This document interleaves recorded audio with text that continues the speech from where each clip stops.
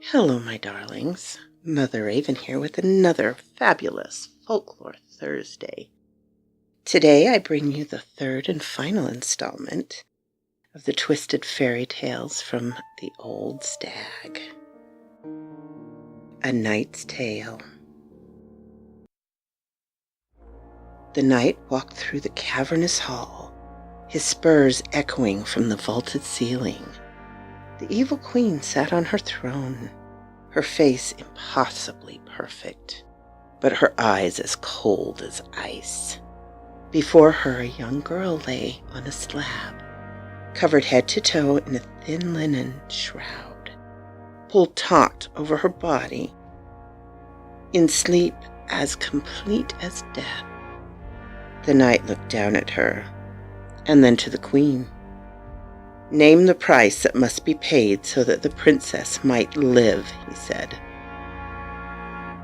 The queen grinned, a smile that gave just the slightest hint of fangs, and said, "You must bring me the eye of a cyclops, the egg of a griffin, and the heart of a dragon. Only then shall the princess live again." So the knight set off, armed with his legendary sword and his heart. In the mountains known as the Last Rampart, he bested the ogre king, Tol Duro, in a game of wits, earning himself safe passage and costing the Cyclops his sight. On the shattered coast, he faced off against the brindled arch-griffin, which savagely protected its clutch of eggs. The knight took a wound from its enormous talons, but managed to plunge his blade into the beast's heart. The Black Forest of Angnag Val Roning was where he faced his final and greatest challenge, against the dread and ancient dragon, Valriothrix. For a day and a night they battled, until the knight was able to cast the dragon down by piercing a weak scale on its breast. Then, exhausted and wounded, he began the long trek home.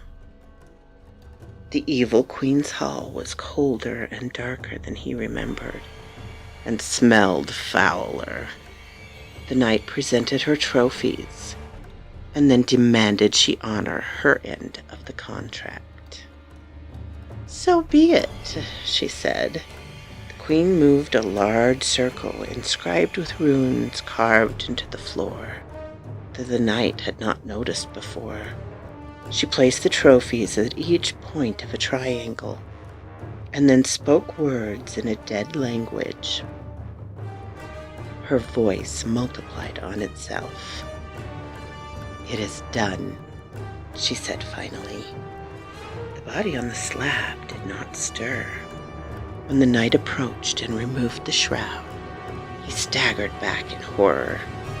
The putrefied remains of a girl lay before him. Her cloudy eyes were sunk deep into the black sockets, and her lips pulled back over her teeth, giving her a skeletal grimace.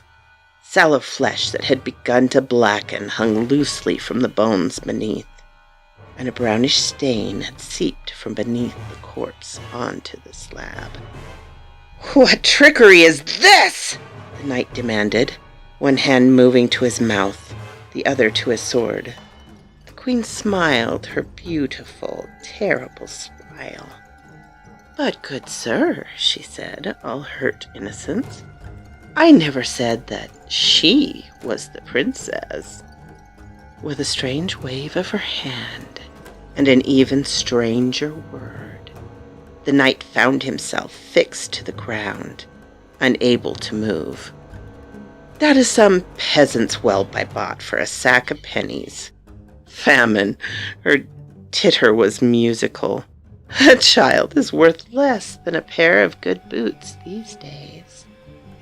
The room grew darker, and then something foul rose from the black ichor that appeared in the center of the circle.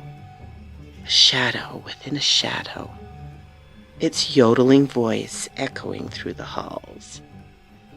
"Go now, my daughter," the queen's disembodied voice purred. "Go now to the brave knight. He has been through so much to meet you." The knight heard something scuttling towards him.